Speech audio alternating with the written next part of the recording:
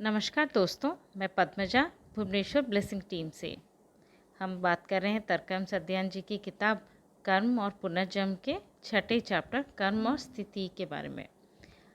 ये आज इसमें ये जो चैप्टर है इसमें हम अभी तक जान पाए हैं कि कर्म हमारे जो कर्म रहता है वो हमें कौन सी स्थिति में रहता है, मतलब जो सोल डेवलपमेंट की स्थिति है वो कौन से लेवल पे रखता है, हमें किस चीज़ से फ़र्क पड़ता है या हमारे किस तरह के कर्म हमें आगे फ़र्क पड़ता है। और कल के प्रकरण में हमने जाना था कैसे जो बातचीत लेखक और उनके गुरु के बीच में हुआ था, उसी के कंटिन्यूएशन में आज हम देखेंगे। लेखक लिखते हैं, एक दिन मेरे शिक्षक ने एक स्नातक छात्र या ग्रेजुएटिंग स्टूडेंट को बताया जो एक स्कूल में टीनेज बच्चों को पढ़ाने जा रहा था। तो वो बोल रहे हैं कि मैं आपको अपना स्नातक स्तर का लिए वह प्रमाण पत्र दे रहा हूँ ताकि आप अपने कार्यालय का महत्व का एहसास कर सकें। अक्सर हम अपने कार्यालय से छोटे होते हैं। इस बात से सावधान रहें कि आपका अहंकार, घमंड और स्वार्थ के कारण आपके कार्यालय को कोई नुकसान नहीं पहुंचना चाहिए, क्योंकि वो जिस जिस मकसद के साथ खड़ा है वो कार्यालय, उसमें ये सब रोड़े नहीं अटकने चाहिए। और यहाँ तक कि अगर कई लोग कमज़ोर होते हैं तो वो चाहते हैं कि आप अपने कार्यालय का उल्लंघन करते हैं। ऐसा हो जाता है कि हमारे कभी कभी कोई गलत आदत या स्वार्थ या जैसे जो चीज़ें बताई जिन्होंने, उसके वजह से हम कई बार जो अनुशासन रहता है उसका हम उल्लंघन करते हैं। और तो लिखते हैं लेखक, अब साहसपूर्वक लड़ें और हमेशा अपने कार्यालय को अपने व्यक्तित्व के हितों से ऊंचा रखें। उनके लेखक लिखते हैं, उनके ये शब्द इतनी मजबूती से उन्होंने, उनके गुरु ने कहा था कि कुछ 50 वर्ष तक भी मैं उन्हें भुला नहीं पाया। और लेखक लिखते हैं, महसूस किया है कि लोग अपने सुख, लालच, ईर्ष्या और इसी तरह के चीज़ों के लिए अपने गौरव को कैसा नष्ट कर देते हैं। कर्मफल आपके स्वार्थ और सुख की तुलना एक कार्यालय से अधिक महत्वपूर्ण है। एक कार्यालय एक मानक है और एक केंद्र के रूप में स्थापित है सेवा के लिए। मतलब जो लेखक लिखते हैं, हम जब भी कोई एक रोल या रिस्पॉन्सिबिलिटी हमारी जब रहती है, जब हमें कोई कार्यालय या ऑफिस होल्ड करते हैं, तो ऑफिस के होल्ड करने से जो हमारी पोजीशन है उसमें हमारी पोजीशन ऑफिस का जो इंटेंशन है ऑफिस खोलने का या ऑफिस जो चलने का जो इंटेंशन है, उसमें हमारी जो पर्सनल जो मेरी रिक्वायरमेंट रही है या पर्सनल जो मेरा आपका पर्सनल जो भी रिक्वायरमेंट है वो उससे कम है, मतलब सबसे ऊंचा ऑफिस आ रहा है। तो ऑफिस मतलब एग्जैक्टली हम कोई गवर्नमेंट ऑफिस या प्राइवेट ऑफिस उस बारे में बात नहीं कर रहे हैं। लेखक लिख रहे हैं, उदाहरण के लिए ऑफिस क्या है, सबसे बड़े ऑफिस या इंस्टीट्यूशन जो कहा उन्होंने लिखा है वो किस चीज़ में होता है, जिसमें हाईएस्ट पॉसिबल स्टैंडर्ड्स रहते हैं। जब आप फादरहुड मतलब पितृत्व, मातृत्व या नेतृत्व का कार्यालय है, मतलब अगर आप पिता हैं या माता हैं और आप या फिर कोई नेता हैं जो आपके फॉलोअर्स हैं, तो उस समय आपका जो हाईएस्ट पॉसिबल स्टैंडर्ड्स मेंटेन करना होता है। और इसमें इस स्थिति में एक शिक्षक का कार्यालय है या सरकार में सेना का कार्यालय या उच्चतर सिद्धांत के लिए केंद्र है। तो हमें इसमें प्लीज समझें, जब आप एक एज ए पेरेंट या फिर मतलब उसमें क्या होता है, आप खुद के लिए ही जिम्मेदार नहीं हैं, आप एज ए पेरेंट आप बच्चों के लिए भी जिम्मेदार हैं। उनकी ग्रोथ है, उनकी मेंटल, फिजिकल, इमोशनल, स्पिरिचुअल जो भी ग्रोथ है, आप कुछ हद तक आप उनको कंट्रोल कर रहे हैं, उनको उस स्थिति में या उस सिचुएशन उनको दे रहे हैं कि वो आगे ग्रो कर पाएँ।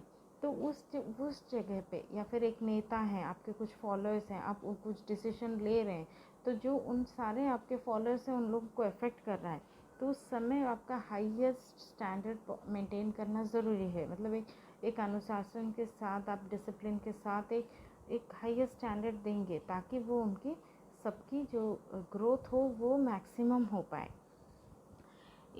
ये लेखक ये भी लिखते हैं कि शिक्षक का कार्यालय भी उतना ही इम्पोर्टेंट है, क्योंकि एज अ फादर, मदर या फिर एज ए लीडर आप एक शिक्षक भी हैं, क्योंकि हम आपके आपके बच्चों को या फिर आपके फॉलोअर्स को हम कोई शिक्षा दे रहे हैं। और वैसे ही लिखते हैं, एक न्यायाधीश का एक उच्च पद होता है, न्यायाधीश का भी, जज का भी पोजीशन जो होता है वो भी एक उच्च पोजीशन होता है, क्योंकि वो अपने पर्सनल हितों को छोड़ के वो एक अनबायस्ड एक जजमेंट देने के लिए उनको वो स्टैंडर्ड मेंटेन करना होता है।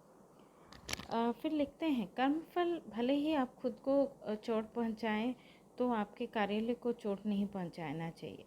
मतलब कर्मफल आपको आपका जब नोटिस करता है, कर्म आपका नोटिस करता है, वो तभी आपको माफ़ कर लेता है कि अगर आप खुद को भले ही चोट पहुंचा दें, लेकिन उस जो आपका जो रोल, ड्यूटी, रिस्पॉन्सिबिलिटी है या आपका ऑफिस का जो इंटेंशन है, उसको चोट नहीं पहुंचना चाहिए। कर्म दोबारा वही लिख रहे हैं, कर्म उन लोगों के लिए अधिक गंभीर हैं जो अपने कार्यालय को धोखा देने वालों की तुलना में खुद को चोट पहुंचाते हैं। मतलब अगर कोई काम हो रहा है कि हम कार्यालय को चोट पहुंचा रहे हैं या खुद को चोट पहुंचा रहे हैं, तो कर्म उनके लिए बहुत ज़्यादा ही गंभीर है, भारी कम बनेगा अगर हम ऑफिस को या फिर कार्यालय को चोट दे रहे हैं।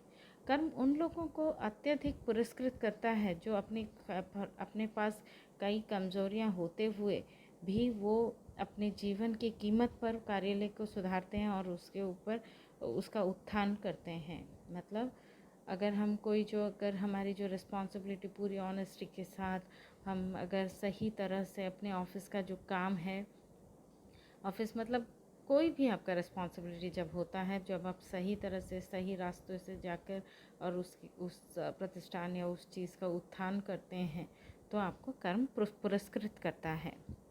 कार्यालय में चुने गए व्यक्ति को कार्यालय में और के आचार विचार, शब्दों, कार्य के साथ फिट होना चाहिए। उसे कार्यालय का नहीं तो उसको कार्यालय को वो नाराज़ कर सकता है। मतलब हमारे जो अगर हम कोई रिस्पॉन्सिबिलिटी लें, मान लीजिए एक जज हो, तो वो क्या होता है, अगर वो करप्टेड हो या फिर उसमें कोई वाइसेस है, उसका कुछ प्रॉब्लम है, तो वो क्या सही जजमेंट दे पाएगा। या एक टीचर, मान लीजिए टीचर हैं, अगर सही स्टैंडर्ड्स खुद मेंटेन ना हो, क्या तो बच्चों को वो पास ऑन कर सकते हैं सही मानक। या फिर एज अ पेरेंट हम सोचें, हम में भी कई ऐप होते हैं, पर अगर हम उन चीज़ों के ऊपर काम ना करें या अपने पर्सनल चीज़ों को हम, जैसे सब मान लीजिए मैं शराब पीती हूँ, शराब पी रहा है कोई आदमी, तो वो शराब पीता है, नहीं मेरे बच्चे को फ़र्क नहीं पड़ता, फ़र्क तो फैमिली में पड़ ही जाता है, वो चीज़ होता ही है। वहाँ पे लिख रहे हैं, अधिकारी को अपने कार्यालय की भावना के रूप में प्रयास करना चाहिए। उसके कार्यालय को सम्मान देने की कोशिश में एक व्यक्ति अपने जीवन को बदल सकता है। अगर जो ऑफिस का जो पोस्ट होल्ड करे, जो अधिकारी है, उसकी अगर गरिमा मेंटेन करे, जो पोस्ट की गरिमा मेंटेन या ग्रेस मेंटेन करने के लिए वो अपने आप को भी बदल सकता है, और ये एक अच्छे कर्म में माना जाता है।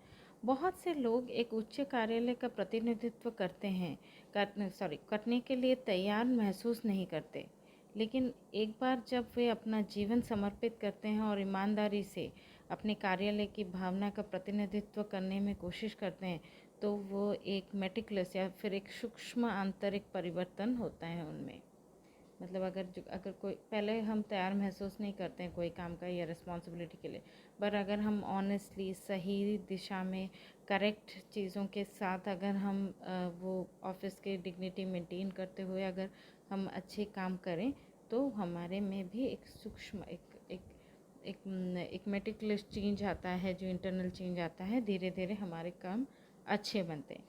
यह ऐसा है जैसे व्यक्ति को लगता है कि वो अपने भीतर प्रकाश के द्वारा किसी अलौकिक इकाई या इनर लाइट के द्वारा ओवरशेडो होता है। मतलब वो अंदर एक एक जब ऑनेस्टली कोई जॉब के लिए रहता है, तो एक इनर लाइट का विकास होता है। मतलब वो आदमी एक लेवल ऊपर जाता है।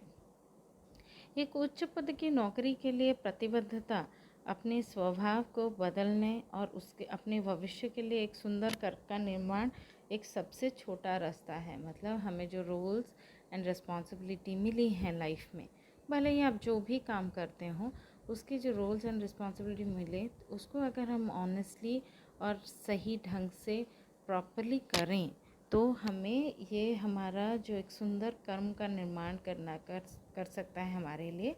और वो सुंदर कर्म निर्माण करने के लिए छोटा रास्ता है, मतलब बहुत ईजियर वे है, मतलब हम ये रोड को पार कर सकते हैं। और लेखक ये भी लिखते हैं, लोग धीरे धीरे समझेंगे कि अंतरिक्ष का एक हिस्सा मनुष्य मस्तिष्क का एक सबसे बड़ा जटिल कंप्यूटर है। मतलब उसको भी हम धीरे धीरे समझेंगे कि किस तरह का आप जब आप ऑनेस्टली काम करते हैं तो किस लेवल तक भी आप पहुंच सकते हैं। हमारे कर्म की रिकॉर्डिंग स्वचालित या ऑटोमेटिक होती है। प्रत्येक क्रिया, प्रत्येक शब्द, प्रत्येक भावना, प्रत्येक विचार कंप्यूटर में एक विस्तृत तरंगे भेजता है और वहाँ रिकॉर्ड हो जाता है। ये रिकॉर्डर चक्र आपकी सामग्री, आपकी जो आपने जो इनपुट दिया है, हमारी जो रिकॉर्डिंग में हमारी जो जो इनपुट हुई है, भले ही वो को हमारे शब्द कैसे रहे, हमारा भावना, विचार और जो भी जो चीज़ है वो हमने जिस तरह का इनपुट दिया है, उसी के हिसाब से कर्म प्रत्येक मनुष्य को जीवन की स्थिति देता है। मतलब हम जो किस पोजीशन में हैं आज, वो उसी पे हमारी इनपुट जो हमने दिया है कंप्यूटर, उसी के ऊपर डिपेंड करता है। जो हमारे कर्म है वो कंप्यूटर में रहता है। हर जन्म में व्यक्ति जब जन्म लेता है तो एक इनविजिबल कंट्रोल कर्म सिद्धांत के नीचे खड़ा होता है। कर्म एक कंटिन्यूस प्रोसेस है।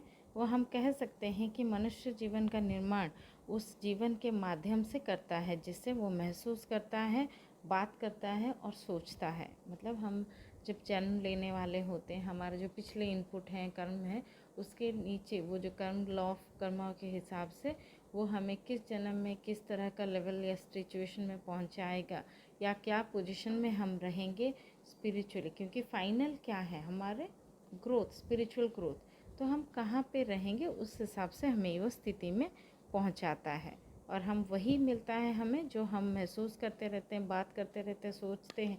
पिछला हमारे इनपुट के हिसाब से ही हमें आउटपुट मिलता है। एक बार जब कर्म के नियम को समझ लिया जाता है तो लोग प्यार से, सम्मान के साथ रहेंगे, एक दूसरे की मदद करेंगे। लेखक लिखते हैं, सही बात है, अगर हम कर्म के लॉ ऑफ कर्म को अच्छी तरह समझ जाएं तो हमें ये एक थॉट आएगा कि हम सबके लिए केयरफुल रहेंगे, सबको प्यार से मिलजुल कर खुशी से रहेंगे। कर्म का कानून हमारे पूर्वज एंसेस्टर्स के द्वारा दिया गया था। जो बीज बोएंगे हम वही काटेंगे। यह कानून दुनिया में हर किसी को सिखाया जाना चाहिए। छोटे से बच्चों से लेकर बड़े बड़े इंस्टीट्यूशन तक हर जगह पे ये सिखाया जाना चाहिए। हम कर्म के कानून को जितना बेहतर समझेंगे, पृथ्वी में जीवन उतना ही बेहतर होगा। कर्म कानून की कार्रवाई जो कैसा काम करता है और उसकी प्रतिक्रिया क्या होती है, ये हर कोई इंसान समझना चाहिए। और इस ग्रह पे, जो हमारी पृथ्वी ग्रह पे जीवन का इस कानून के बेसिस के ऊपर ही बनाया गया है। तो कोई भी इस कानून का उपयोग कर सकता है, अपने जीवन को आनंद के लिए तैयार कर सकता है।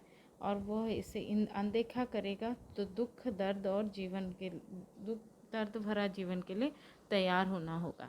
मतलब अगर हम ये समझ जाएंगे लॉ ऑफ कर्मा को, तो हम जो ब्लिस है, वो जॉय या आनंद जो होगा वो हमारे जीवन में आ जाएगा। और अगर हम नहीं समझेंगे या अनदेखा करेंगे इन चीज़ों को, तो हम वही दुख दर्द वाली ज़िंदगी ही जीवन के आप जीवन मतलब जन्म आफ्टर जन्म, एक जन्म के बाद दूसरे जन्म वही ही चलता रहेगा। एक जीवन स्वार्थ और अहंकार, शोषण, अलगाव, हत्या, अन्याय और इसमें से किसी भी तरह का जो भी काम है, जो घृणित अपराध, जो भी काम है, वो सब दुख और पीड़ा के जीवन के लिए तैयार होता है। मतलब हम अगर हमने जीवन में स्वार्थ, अहंकार, शोषण, अलगाव, हत्या, अन्याय और इसी तरह का जीवन शैली अगर हम अपनाएंगे हमारे ज़िंदगी में, तो हम अपने लिए एक दुख और पीड़ा का ही बेस तैयार कर रहे हैं।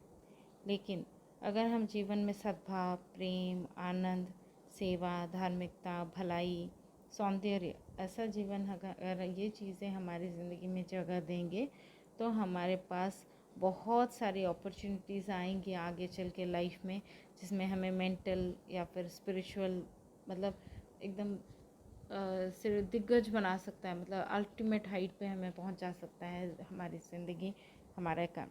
यह जीवन की बात की यह जीवन जो ग्रह पे ये जो जीवन है हमारी, इसी वक्त की अभिव्यक्ति यही है कि अतीत में हमारी जो कम है वो आज हम महसूस करें या आज हम फील करें।